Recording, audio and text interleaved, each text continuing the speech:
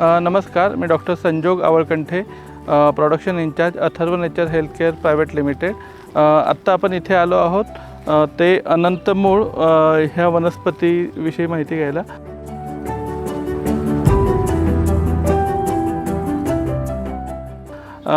ह्या वनस्पतीपासून साधारण आपण आपल्या फार्मसीमध्ये अनंतावटी त्यानंतर अनंताकल्प हे दोन मुख्य प्रॉडक्ट बनवतो।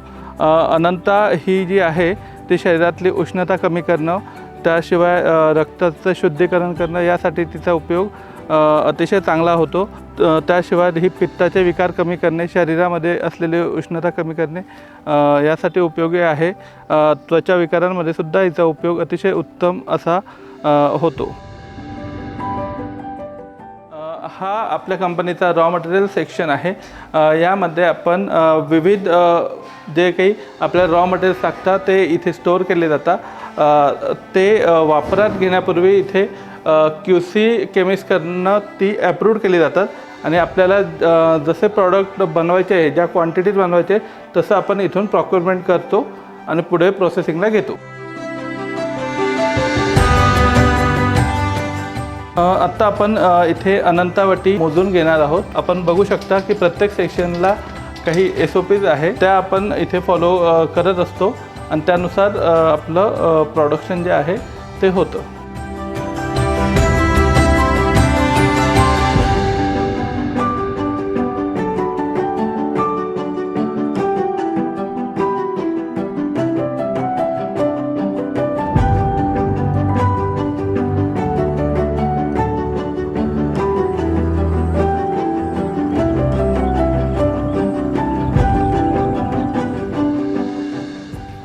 आता हे जे अनंतमूळ आहे हे आपण गिरणीमधून पास करून घेणार आहोत। यापासून आपण भरड चूर्ण करणार आहोत, ज्याचा काढा आपण अनंताकल्प करण्यासाठी वापरणार आहोत। यातून पास केल्यानंतर साधारण अशा प्रकारची भरड आपल्याला त्यातून मिळते। ही जी भरड आहे ही आपण काढा करण्यासाठी वापरतो। भरड वापरल्यामुळे आपल्याला त्या पाण्यामध्ये याचा चांगला अर्क उतरतो, त्यामुळे तयार होणारा कल्प हा चांगल्या गुणवत्तेचा तयार होतो।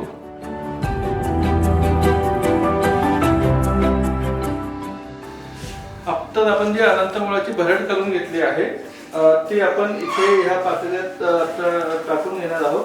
त्यानंतर त्यामध्ये आपण 16 पट एवढं पाणी टाकून त्याला भिजवणार आणि रात्रभर भिजल्यानंतर दुसऱ्या दिवशी सकाळी त्याचा आपण काढा करून घेणार आहोत। तो काढा साधारणपणे 1/4 एवढा आपण करतो आणि त्या काढ्यापासून आपण पुढे अनंताकल्प करायला घेतो।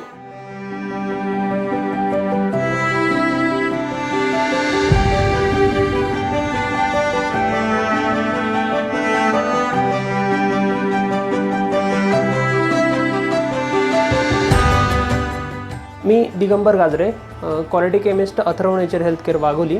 अनंताकल्पचा जो काढा बनवला त्याचा आपण इन प्रोसेस टेस्टिंग करणार आहोत। आपल्याकडे काढा आलेला आहे, त्याचा आपण इन प्रोसेस टेस्टिंगमध्ये वेट पर ml करतो, म्हणजे काढा आपला किती कॉन्सन्ट्रेट आहे, म्हणजे काढ्यामध्ये जास्त पाणी तर नाही ना, ह्याचा आपण कॅल्क्युलेशन करून किती कॉन्सन्ट्रेट आहे काढा हे करतो आणि त्याच्यानंतर आपण तो काढा आपल्या फर्दर प्रोसिजरसाठी यूज करतो।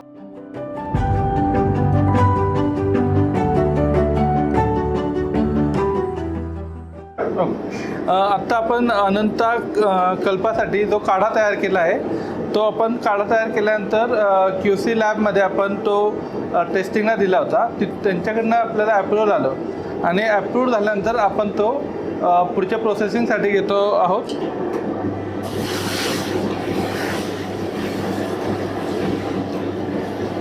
आपण पाहतोय की तो आणखी काही प्रमाणात आटला की त्याच्यामध्ये आपण साखर टाकून घेणार आहोत।